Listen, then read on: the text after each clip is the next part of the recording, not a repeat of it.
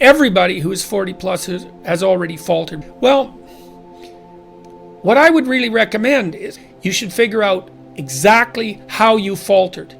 Like, what exactly did you do wrong? By your own analysis, right? I'm not saying, well, what social rules did you break? Although that's not a bad initial guideline. It's like, one of the things you might want to figure out is, well, when you say that you faltered, like, what do you mean exactly? And I mean exactly. Go over your life. This is what Alexander Solzhenitsyn did, by the way, in the Gulag, before he wrote the Gulag Archipelago. He went over his life and said, okay, well, like, where did I go wrong? What did I squander? What mistakes did I make? And what did I do right? So that you can orient yourself now. So what do you want to aim at? At least, how are you going to minimize the misery if nothing else? And so you need a plan. And then what you need to do is to figure out how to work day to day so that you incrementally approach that plan. So I have another chapter in this new book called Compare Yourself to Who You Were Yesterday Rather Than to Who Someone Else Is Today. And that's really a useful psychological stance for someone who's 30 and over in particular. 20-year-olds can still kind of compare themselves to other 20-year-olds because all 20-year-olds in some way are the same. But 40-year-olds are really different from each other, and so are 30-year-olds for that matter. So you might think, okay, well,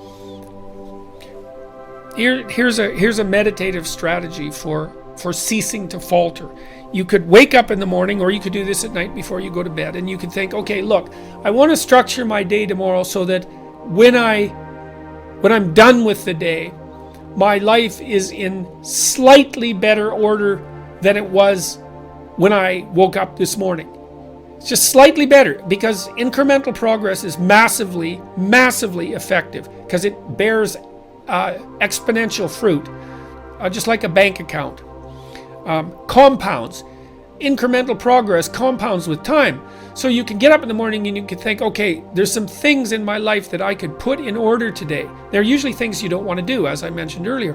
What could I do today that would help put my life in order, that I would do?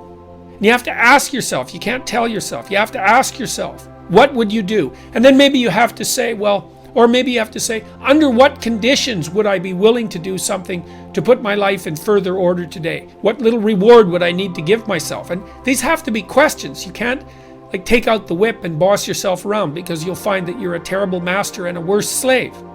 And so you can get a long ways if you look low enough. One of the things Carl Jung said, which I really liked, was that modern people don't see God because they don't look low enough. They don't have the humility.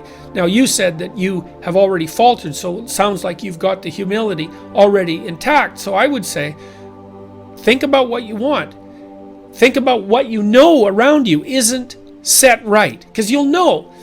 Make a list of things that around you that aren't right, and then start thinking about small things you can do, like trivial things that even a fool like yourself could manage, that would orient you in the right direction and help straighten out your life. And try that for a year before you decide that you're a failure, because you'll find that if you put that into practice for a year, that things will be a lot better. And like I said, you got 40 years left, so you're not done yet, man.